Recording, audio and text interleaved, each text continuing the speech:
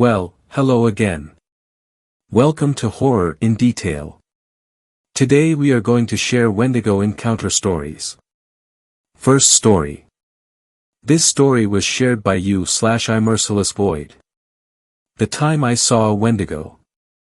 First things first, this happened to me when I was around 10. I've lived in Idaho all my life and spent a lot of time outside or in the wilderness as a kid. My grandparents would take me camping and my older brother and I would always hike up whatever trails we could find to get a view of the sunset.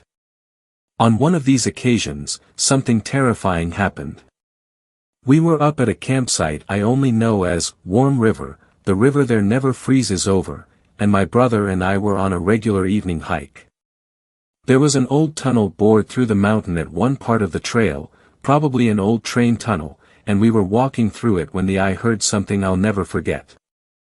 After walking through probably 2/3 of the way through the tunnel, I heard a terrible screech at the end we entered through. The screech wasn't like anything I've heard before. I've heard the screams of animals on dark and windy nights, I even think I've heard Bigfoot calls a few times, but never the metallic, grinding screech I heard that day.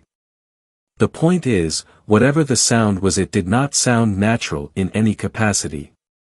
I probably jumped 5 feet in the air when I heard it, and my brother shouted a few choice curses before shooing me quickly to the exit of the tunnel. At this point, my brother decided we should just continue walking and head back after whatever made the noise hopefully cleared out.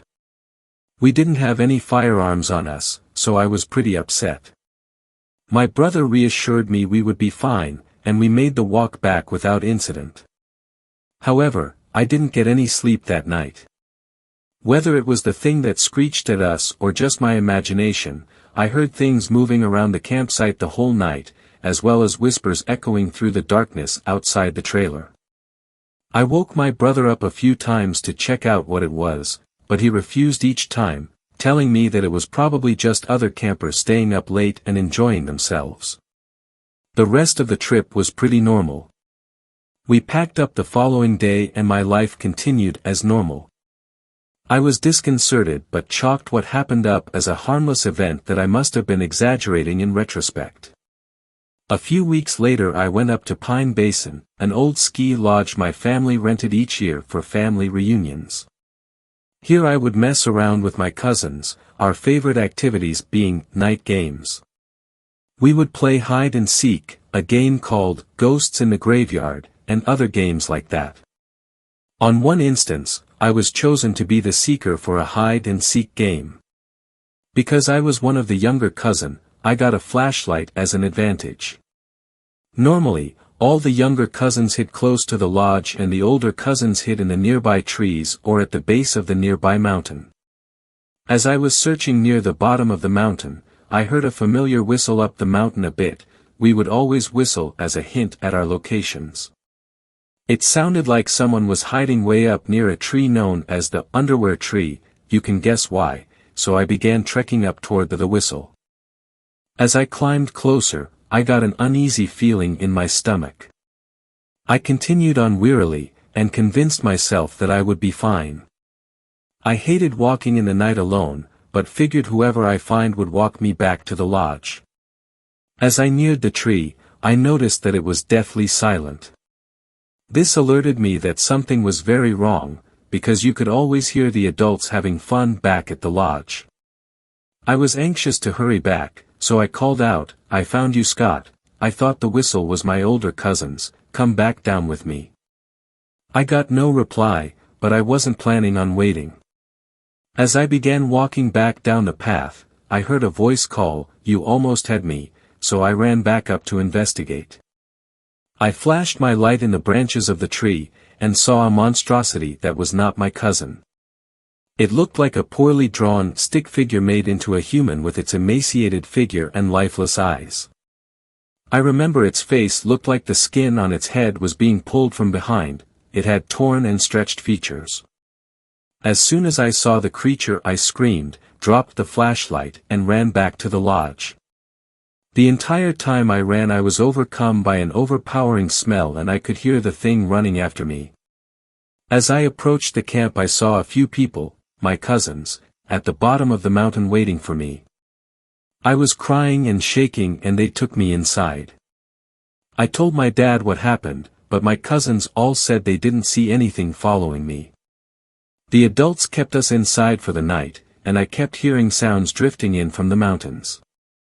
I never played night games after that happened, and was always terrified that my cousins wouldn't listen to my warnings. Ever since that night I have always felt uneasy up in those mountains. I used to be really religious and figured it was a demon of some kind trying to kill me or something like that, but those mountains have never felt the same after that incident. A few years ago the game, Until Dawn, became really popular and I watched a walkthrough of it on YouTube. When the Wendigo first appeared in game, I got chills down my spine. It was exactly what I saw, and I did a ton of research on them. I figure someone must have gotten snowed in at that old lodge and resorted to cannibalism, but that doesn't explain what happened at Warm River. I still hear that screech from time to time. It never occurred to me until watching Until Dawn that they might be from the same thing, and it scares the hell out of me every time. I heard it earlier tonight, and that's why I decided to finally write my story down. Wish me luck, Reddit. Second story. This story was shared by you/conceptsufficient661. How I became a Wendigo. My name is Levi, and I'm 19. I live in the countryside of central North Carolina. I usually like to go on a walk in the woods after I get off work to relieve stress from working all night. Earlier this week, something strange made me question my entire reality. This is my story, the story of how I became a Wendigo. I was walking through the woods as I usually did after getting off work when I heard something ahead of me about 50 feet. I curiously walked over fallen logs and rotting leaves to investigate the noise I had heard. I instantly recoiled in horror at the disgusting sight laid before my eyes. There was a bloody corpse of a deer, its body almost unidentifiable with all the blood and insides splattered all over the fallen leaves. I regained my composure slightly, until I realized I was getting hungry. I looked closer and realized that this dead thing was not a deer. I lost every sense of rationality as the hunger I felt enveloped me. I heard whispers in my mind as I suddenly realized my surroundings. It had grown dark, and I had blood on my shirt. I let out a horrified scream as I realized what I had done. The whispers I had heard were speaking to me again. I heard them say, "You ate the flesh of the cursed king. Now you will become the new cursed king. Rejoice, for this is the time of rebirth, the time of new life." I felt the world fall to black. I woke up to see myself in a circle of blood, surrounded by hooded figures wearing deer skulls. On closer inspection it seemed as if they weren't just masks. They chanted in a language I didn't understand, and I started to scream as I felt unbearable pain. I was unable to move as their chanting only grew louder. I blacked out and woke up an unknown time later on what I could only describe as a bloody throne of bones, rotten flesh, and what looked like bits of hair. I was unable to move as I saw a vision of what I call a Wendigo ripped its head off and slammed it on my own. There are things that have been happening to me that I cannot explain. I cannot help this feeling of dread and extreme hunger I have. I want to eat humans. I have an insatiable hunger and I cannot escape what I have become. I cannot explain what I have become. I don't know what I am going to do now. I felt extremely sick, and I passed out once more. As I slipped away from reality, I felt only pain and sorrow but could not cry in pain. I somehow woke up in my room, and I've decided to seek help with the last of my sanity intact. Please, if you know what's going on, I need help. I've already eaten 4 people and I'm starting to grow antlers and grow fur. My hands are black and my claws make it hard to type. Please, I'm begging you, if you see me while traveling in North Carolina, kill me. I am leaving as soon as I post this so I don't hurt anyone else. It's too late for me now. Third story. This story was shared by you/Sunhead Prime. I was a contestant on a survival show. They never aired our season.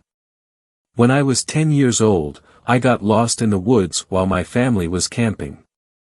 I went to go walk along the trails near our campsite and got turned around. After 30 minutes of walking in circles, worry and dread bubbled to the surface.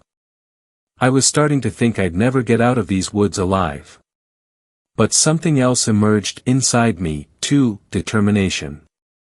I knew I had what it took to find my way back. I sat for a few minutes to recalibrate my thoughts and let the calm wash over me. The calmer I was, the more clear my thinking became. Once I removed the fear, solutions started to present themselves. I was out and back at the campsite 10 minutes later, my parents none the wiser. Most people would have been grateful they found their way back and never strayed too far from civilization again. Not me. Getting lost in nature activated the primal part of my brain. The clarity I felt out there was a feeling I've been chasing for my entire life. From that moment, I've thrown myself into the survivalist lifestyle and never looked back. 20 years on, I'm confident I can survive anywhere. I'm damn good at this. I was stoked when I saw the casting notice for the show at the Army surplus store. A production company was looking for survivalists to be dropped in the woods and document their lives as they lived off the land.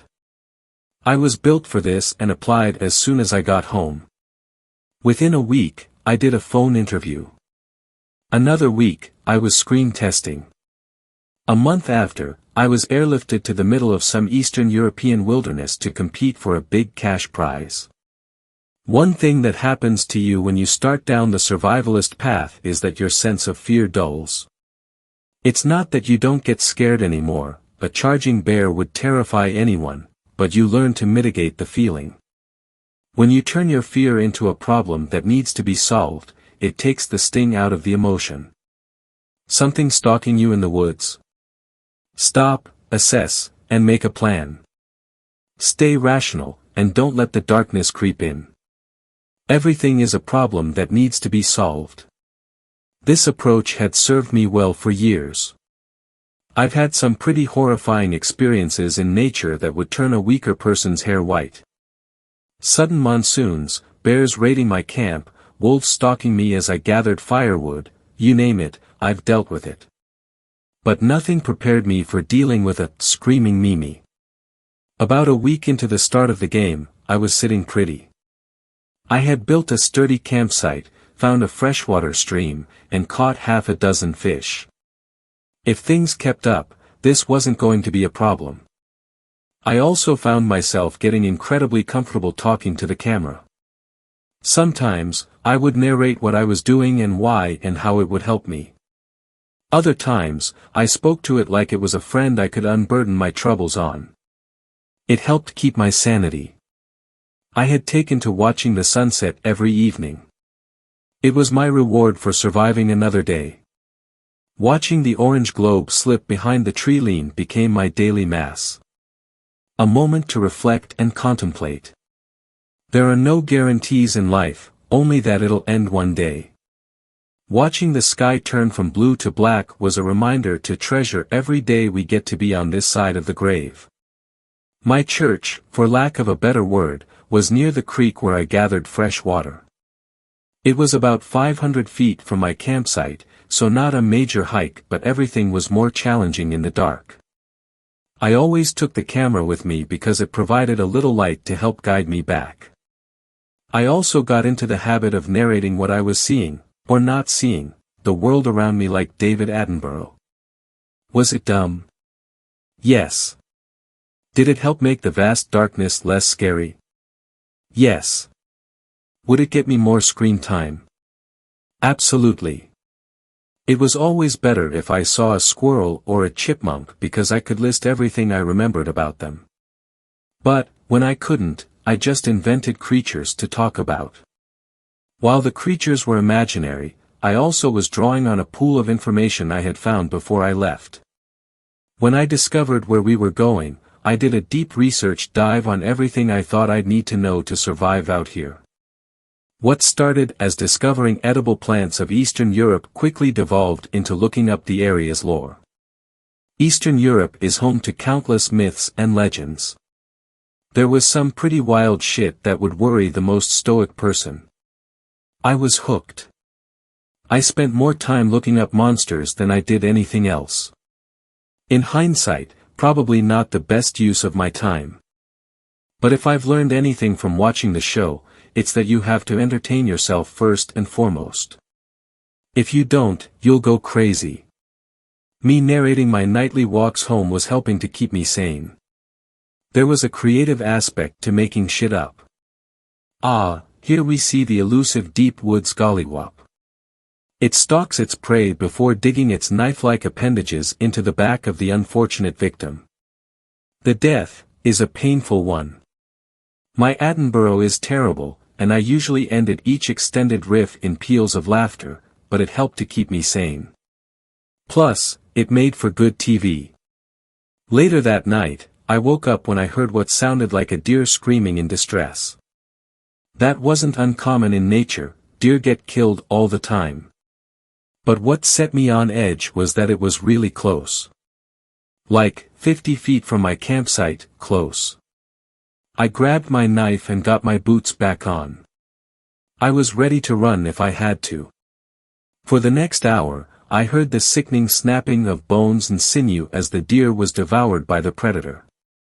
I wasn't sure what kind of animal had taken down the deer and wouldn't until the morning. I could look at the tracks and plan accordingly. Until then, I sat and listened to the tearing of flesh, the wet slap of meat hitting the ground, and the crack of broken bones. Whatever was out there was enjoying their meal. Naturally, I didn't get much sleep after that. As soon as dawn broke, I made my way over to where I heard the struggle. The scene wasn't what I was expecting. In my time in the wilderness, I've seen plenty of kill areas, but nothing prepared me for this. It didn't look like the predator killed for food. It looked like it killed for sport. The carcass had been placed on its back against a tree. The deer was split open, and its insides now resided on the outside. They hadn't been touched. The antlers had been snapped and splintered like something heavy had hit it over the head. There was blood and black goo everywhere. But the most unsettling this was what I found along the top of the deer's back. There were two massive holes along its spine like they'd been stabbed by someone wielding dual machetes.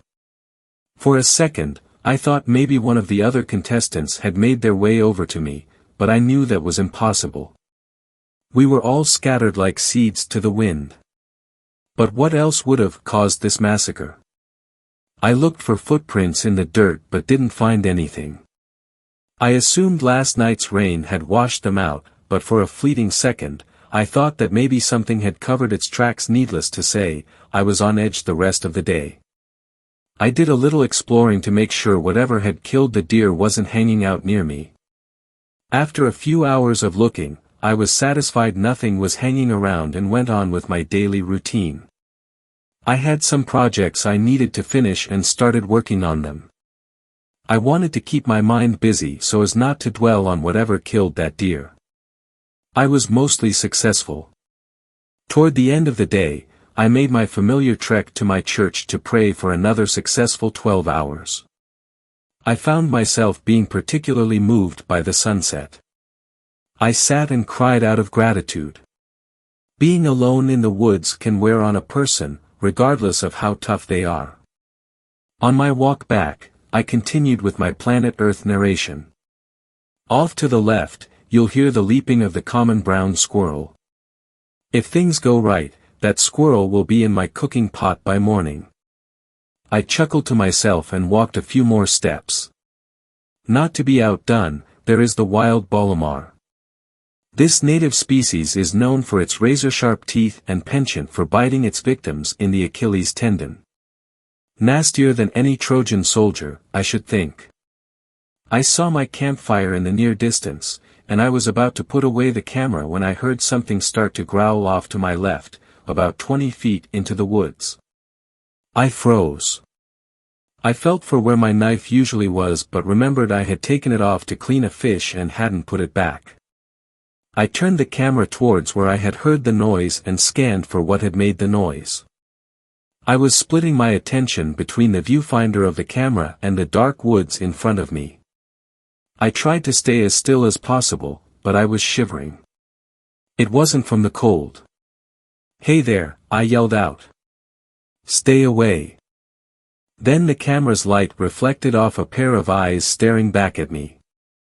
They were a few feet off the ground, like whatever animal they belonged to was stalking me. My yelling hadn't scared whatever this was away. It just let them know exactly where I was. "I'm big," I yelled, trying to make myself sound so. "Stay away." The eyes suddenly raised another 3 feet off the ground.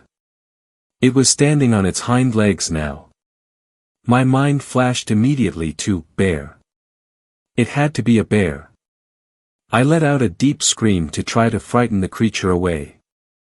It worked. The bear let out a little growl, then turned and ran back into the woods. As I heard it crash through the underbrush, I let out a sigh of relief. "Holy fuck," I said, that was not cool. I started laughing, but it was more manic than anything. Goddamn Mother Nature. That night, when I was hunkering down for the evening, I decided to review the footage I shot. Sure enough, I managed to capture a pretty good shot of the bear. He was a mean-looking sucker, and those eyes shining back at me gave me chills. I was about to put the camera away when something else on the viewfinder caught my eye. After the bear ran off, the camera lingered in the same spot for a beat. While I yammered on about something stupid, I saw a second pair of eyes shimmer in the light. They didn't run away. That was when I understood what it felt like to be truly alone. Granted, I had survived now for a few weeks, and things had gotten hairy at times, but nothing made me feel fear like seeing that second set of eyes staring back at me.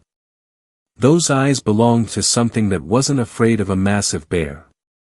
Those eyes looked right past that alpha predator and into my soul. I didn't sleep that night. When the sun rose the following day, it did more than simply warm me up. It was also a harbinger of good news. Today was the day the medical team paid me a visit. They don't always show the medical checkups on the TV show, but by law, they are required to do so. I looked forward to the days when they'd arrive, if only because it broke up the monotony of bush living. I heard the boat before I saw it. I was waiting on the shore and saw the prow break through the fog. I waved my hands and watched as the boat cut through the glassy water, creating ripples throughout my little cove. They beached and walked over. I gave them all hugs. "You okay?" the medic asked, taking my blood pressure. "Rough night," I said. "Seems to be a trend today." "Why is that?" "I shouldn't tell you," he said, finishing up the test. 110/70. Not too shabby. "You gotta tell me," I pleaded. "Joan got bit on the back of her leg by something. Nasty wound. She got helicoptered out last night." "Jesus," I said. "Lot of blood at her campsite. What bit her?" The medic shrugged, "No clue. She told us she heard screaming before she was attacked. Screaming or bellowing, something like that. She was in shock, though, so who knows." "Oh my God. Yeah, it's crazy. The teeth marks were unlike anything I've ever seen. Whatever got her did a number on her." "She's so nice," I said. "She'll be lucky if they can save the leg," the medic said. "How you feeling, okay?" "Still have both my legs. For now," the medic said with a laugh, "be safe, huh?" "As always." They ran a few more tests and then slipped back into the fog and out of sight. After they left, I sat on the beach and thought about Joan. We had met at the pre-show boot camp, and we hit it off. Honestly, I was a little attracted to her. Intimidated too. She was no joke. I remember thinking, she has a legit shot at winning this whole thing. But now she might lose her leg to an animal bite. That didn't bother me too much, we're in nature, and that can happen. But the medic admitting they'd never seen a bite like that. I knew the woods well, and we got a crash course on the animals that lived in this area, and I was struggling to think of what it might have been. I stayed on the beach for a while. I knew I had things to do, but I couldn't will myself to get going. I kept going back to those second set of eyes. What were they? And what had disfigured Joan? I tried to imagine the pain, and I shuddered. After a half hour of idle time, I finally hauled myself up off the beach and turned to head back to my camp and get the day started. But as soon as I stood up, my eyes caught something unnatural on the shore. I saw a bunch of driftwood washed up on the beach, but that wasn't what was odd. What caught me off guard was that it looked like the driftwood spelled out the name Mimi.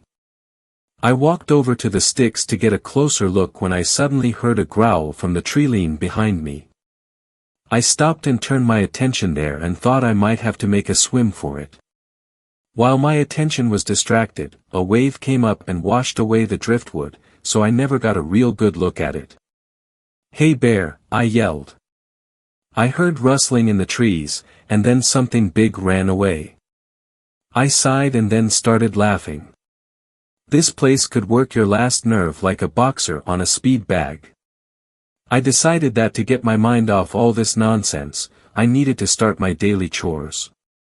Working the land helped keep my mind occupied. If I was busy thinking about gathering firewood or catching fish, I wouldn't think about some animal ripping Joan's tendon apart or some mysterious animal stalking me. Even though I stayed busy, my head was on a swivel. Deep in the back of my mind, those eyes were haunting me. Watching and waiting for something. I'd feel a chill run down my spine and turn around to see if something was there. There never was. Right before sunset, I decided to gather some firewood. I grabbed my axe and went to an area I was slowly deforesting. I started hacking away at an old log when I heard something moving in the brush near me. I stopped chopping and eyed the greenery around me. I heard a branch snap to my left, and I spun to face whatever was over there. I couldn't see anything, but I knew something was there. "Hey," I yelled, "I know where you are." I heard a snort in response. At first, I thought that bear had made its way back, but then it started to yelp like a hurt dog. The screams were loud and stung my ears. There weren't supposed to be any wild dogs or coyotes near us, so whatever this was, it mimicked them. "Hey," I yelled again, trying to get my voice as deep and berry white-like as possible, "I know you ain't a coyote." The yelping instantly stopped. I clutched my axe handle so hard I was afraid I would snap it in two. That's when I heard laughing coming from the bushes. Human laughing. I was taken aback. That couldn't be true. There wasn't another person near me for miles. I swallowed hard. "If you come near me, I swear to God I'll take your head clean off." The laughing got louder and louder. Then there was an ear-piercing scream. I dropped to the ground and slapped my hands over my ears. Whatever screamed took off running into the woods. After the ringing in my ears stopped, I scooped up my axe and hightailed it back to camp. I didn't get any extra firewood. I didn't go to church that night. I went back to my camp and debated tapping out. After an hour or so, I put the satellite phone back down and decided to try and stick it out. As the sun slipped behind the tree-line and night came rushing in, I felt the hair on the back of my neck stand. I knew whatever was out there would be back. I knew I had to stay vigilant, or something terrible would happen to me. I didn't know exactly what I was dealing with, but I knew I would go down swinging. Everything was fine for the first few hours. The only sound I heard was the crackling of my fire. It lulled me into complacency. I felt my eyelids start to get heavy. The day's work and stress were taking a toll on me. As I drifted into sleep, I heard the unmistakable sound of a woman screaming. In fear. Right behind my tent. I snapped awake and grabbed my axe. I used the camera's light to light up the area in front of me. I walked through the brush, listening for the screaming again. As I got deeper into the bush, I heard another scream. It was definitely a woman, but that didn't make any sense. Hello, I yelled out. Do you need help? Another scream, about 50 yards in front of me. I swallowed hard. A cool wind started to blow, but it wasn't shaking the trees. It was only blowing across the back of my neck.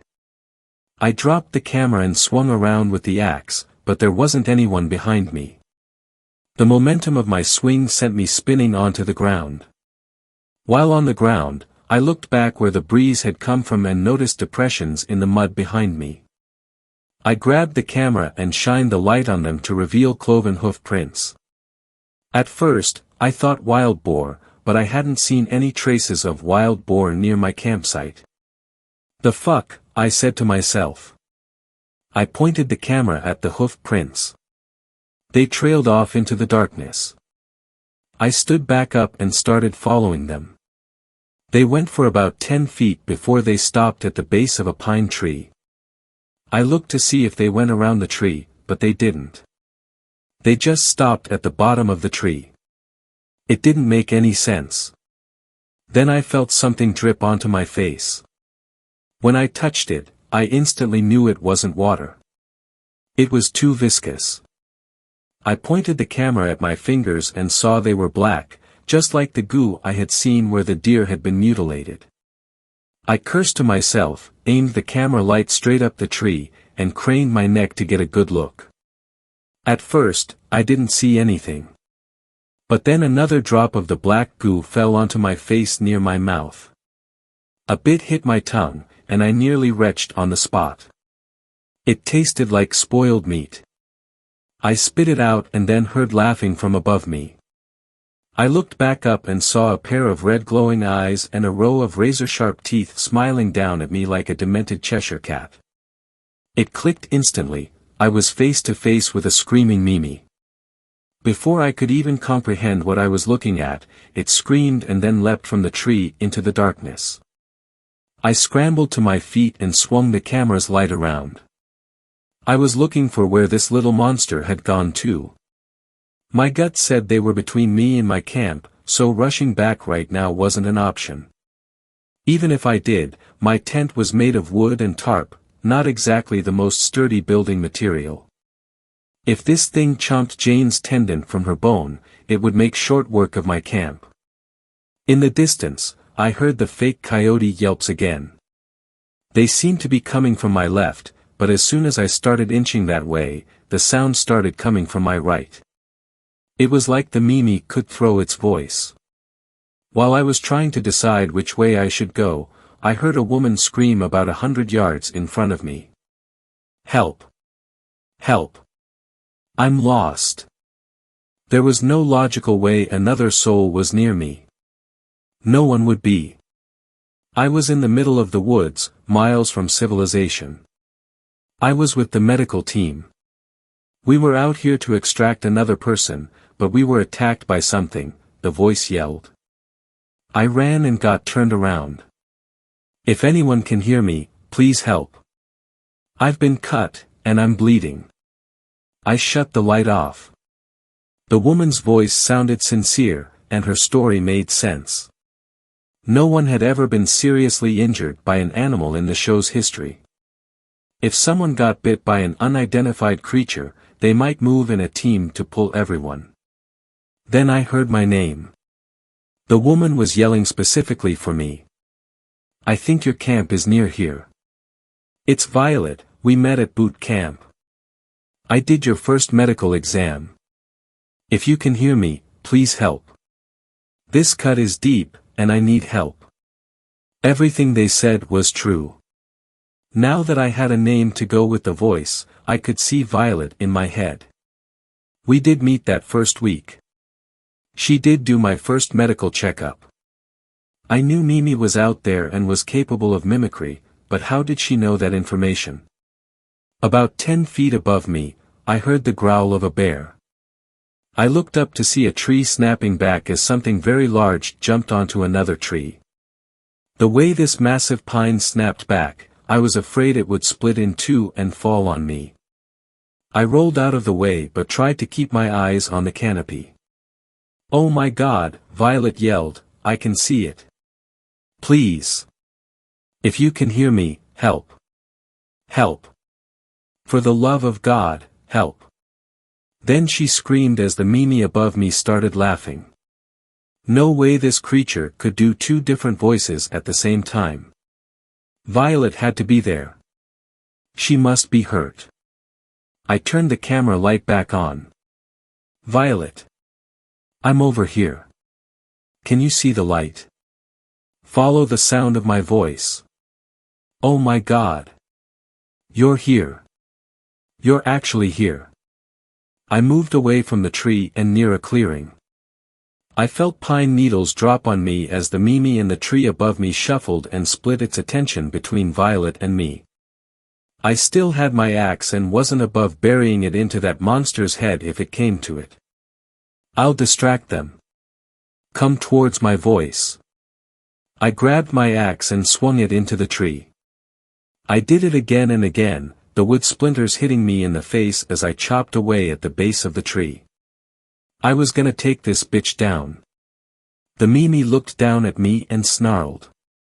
In quick glances, I saw those red eyes and razor-sharp teeth. I couldn't make out any kind of shape outside of that. It looked feral, whatever it was. I thought I also saw two pigtails swing in front of those eyes, but it could have been anything. My attention was on bringing this tree down. The Mimi jumped from the tree, and the force from the leap was enough to send the tree crashing towards the ground. I screamed out, "Violet! Watch out!" The tree hit the ground with a loud thud, sending dirt flying into the air. I grabbed the camera light and tried to get a clear view of Violet or Mimi. I knew they were near each other out there in the cloud. "Violet! Are you okay? Say something." As the dust started settling, I caught the shape of a figure standing on the other side of the clearing. It was Violet. She was okay. I broke into a fit of nervous laughter. "Jesus Christ," I yelled, "are you okay? Is it near you?" Violet walked toward me, but I still couldn't see her features through a combination of the night and the settling dirt in the air. I took a few steps toward her, then stopped dead in my tracks. The form of the shady figure in front of me morphed from something violet-sized to something a lot smaller, like a little girl, with pigtails. Then they smiled, and I saw those razors grinning back at me. Their eyes turned red and narrowed on me. There never was a Violet out here. There was only a screaming Mimi. "Oh fuck," I said, swinging my axe up to my shoulders. Mimi reared its head back and let out a glass-shattering scream. I dropped to the ground and covered my ears, but it was too late. They were ringing, and the outside world sounded muffled. The only thing I could hear clearly was my rapidly beating heart. I was fucked, and I knew it. I could turn and run, but this thing would catch me. It had been toying with me for a while now and wanted its reward. My only option was to stay and fight. I had an axe and the will to go down swinging.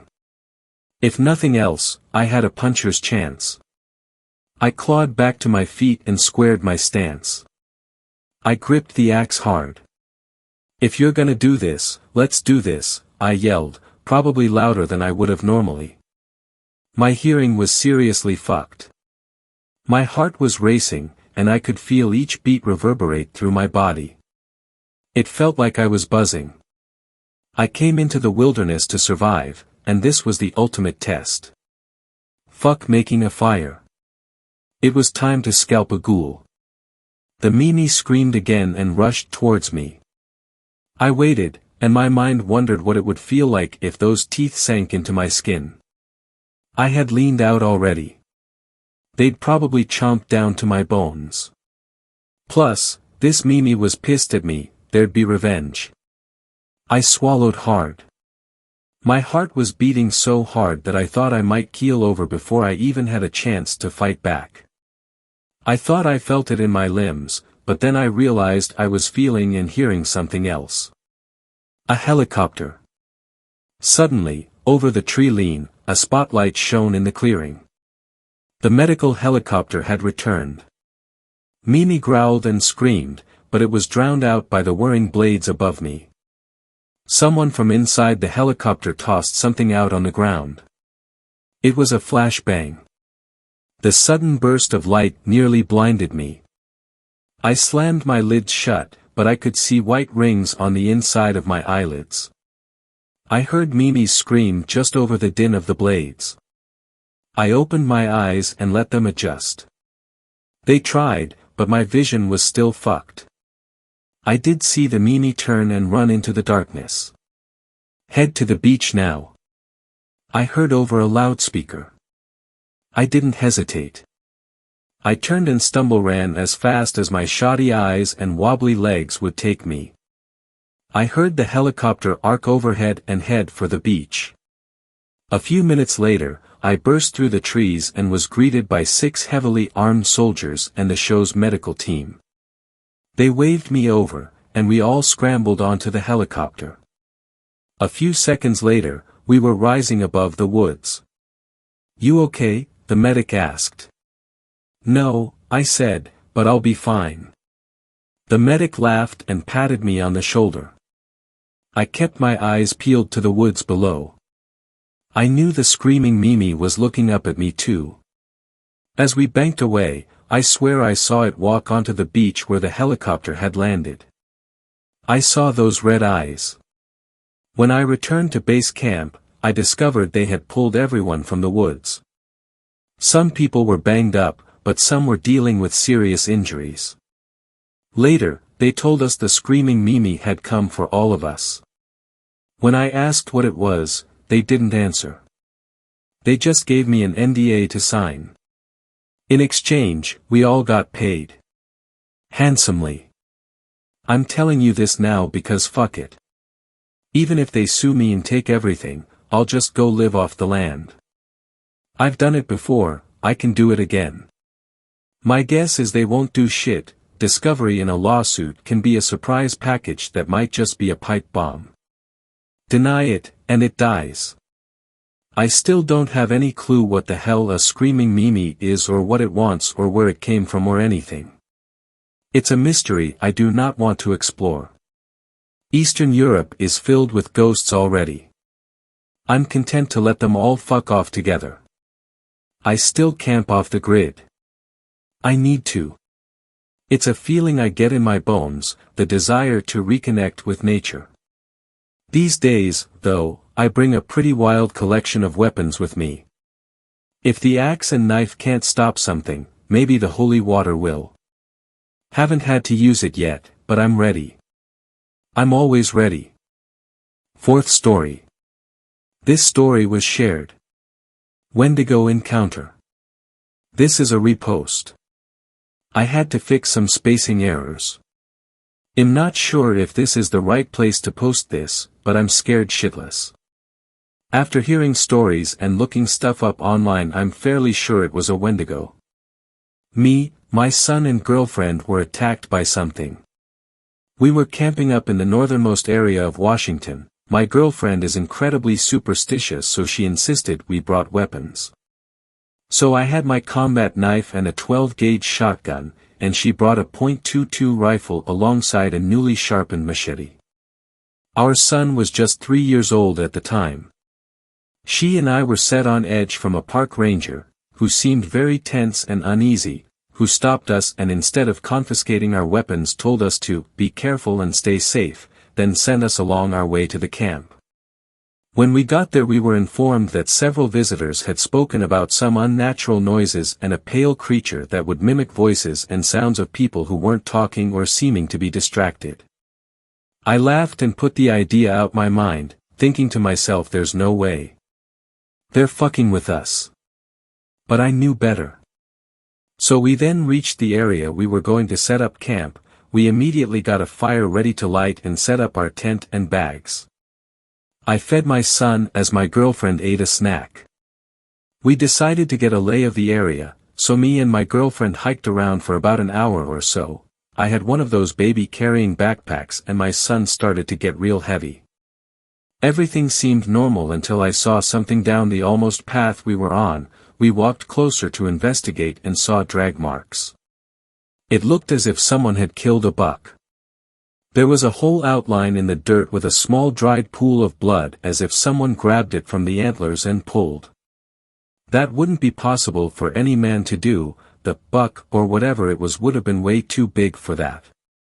Shaken, we rushed back to base camp and restarted the fire and hurried back into our tent. Too afraid to leave since it was dusk by now we stayed inside the tent and my girlfriend put our son to bed. Eventually, probably from the exhaustion of fright we fell asleep. What must have been hours later I awoke to a faint rasping sound that sounded like a child crying. I gazed outside in confusion and saw the outline of a creature that seemed to be a buck, standing over something. It seemed to be about 20 feet away. But at a closer glance had unnaturally long limbs for a buck, and was eerily tall. In sudden fear, I unloaded 2 shots into the creature and heard a loud blood-curdling "Cry." Girlfriend awoke screaming to the shots I had fired as I tried to explain what I had heard. To my surprise the animal hadn't moved an inch. Then I noticed the stains on the side of the animal. It looked like blood was running down the edge, and lots of it. It stared at me deep into my eyes as I became petrified with fear. A sinister feeling of dread fell over me as if it knew I couldn't move. I thought to myself, what if it starts to bolt towards us? Just then, this tall, decrepit demonic thing seemed to whisper something. I couldn't exactly tell what it was saying but it seemed to have said, "I need more, children." My girlfriend screamed asking where our son was. We blacked out. In the morning we awoke to park rangers at our campsite. We didn't see our son anywhere. We told the rangers that he was missing and they started a search party. I explained what had happened and strangely they seemed to believe it. The one who seemed to be older by at least a decade pulled along the one we met earlier and whispered in his ear. I only heard a single line and I'm not even sure if what I heard was correct. It sounded like he said, "It's getting bolder." They didn't seem to want us by ourselves so they waited with us while they continued the search. We stayed in a log cabin for 3 days with a forest ranger. When suddenly some rangers came into the cabin saying they couldn't find our son. My girlfriend starts to sob. I start to hate myself thinking that I could have done something if I was not frozen in fear. We rushed outside only to find some injured and frightened police officials. The rangers wouldn't tell us anything of what happened or what they saw. Or why the cops were scared shitless. All we know is that we don't have a son anymore. God help whoever goes into that forest next, and please don't bring your kids with you. 5th story. This story was shared by you/FirstPotatoKing. Something is hunting me. I am currently holed up in my closet hiding from something. I don't know if I can get this out before my phone dies because I haven't had power since yesterday. I'll try to quickly explain why. 10 years ago my grandpa lived here. Since I was his only relative I was the sole inheritor. It's a small farm in rural Wisconsin. The closest person was down the road about a mile. My grandpa was friends with him. I forgot his name, but I do remember that it was something like John, or Justin, or something like that. Well anyways he seemed nice enough, very honest. So it was a surprise when he turned up dead, torn into pieces. Nothing was stolen, nothing was broken, he was just dead. Well, that happened about 2 or 3 weeks ago, and since then weird stuff has been happening to me. It started simple enough with the odd feeling of being watched, then movement in a small patch of trees in the distance across the road. But during this last week is when I knew something was trying to kill me. Monday was normal. I had gotten used to the feeling of being watched by now, so it was a normal day. Until right before bed. Now I'm a night owl, so I usually stay up late. Tonight though, I took Chewy, my big-ass German Shepherd, out to use the bathroom. He just started barking at the trees across the street. Now these were at least 100 feet into the field, and almost impossible for someone to see anything, so I guess he smelled something. After about a minute of barking, he stopped and ran to the door, refusing to move. Now kinda freaked out, I let him in. This was odd because he's never done this before and he's 5. He made a beeline for his kennel, which he only does during the 4th of July or thunderstorms. So something had to be off. I made sure every door was locked before heading to bed. Tuesday was horrible. My door was cracked open and what I found on the porch scarred me. Chewy was ripped to shreds. Every limb was meticulously placed below his body. Chewy's head was placed a few inches from his neck. There was a trail of blood leading across the streets, aiming right at the trees. Whatever killed him was too smart to be a bear or other wild animal, so I grabbed my 12-gauge and a flashlight and headed into the trees. It felt much larger inside the woods than outside. I knew I made a bad choice when I found Chewy's tail on the ground. I don't even know how I missed that. I turned around and ran. Honestly, I'm surprised that I made it home in one piece, but I never felt safe since, knowing that it somehow opened the door. The rest of the day was spent being paranoid. Wednesday, I decided that what happened the past few days was just a number of freak accidents and I was going insane from spending so much time alone. So I decided to call some friends to my house, but they never made it. They said it was because they had a flat tire, and only a few miles from my excluded house, they were attacked by it. I just know. The rest of the day I had a somehow heightened sense of being watched, but only when I passed by windows, which all had blinds. So I obviously closed them. Thursday, it ripped my blinds down while I was sleeping, so now I don't feel safe anywhere in my house, except in rooms without any windows, so my closet. I decided that enough was enough and grabbed a lighter, and a bottle of beer. I made my way to the forest and set it ablaze before throwing the beer on it, making the fire explode. I waited for the entire forest to be on fire before calling the fire department. That night was one of the scariest in my life. It started at around 9:30 with screaming, almost human-like, but not quite. Louder than anything I've ever heard, so loud it sounded like it was right in front of me. Even though I knew it was across the street. After about half an hour of nothing happening, I decided to head to bed.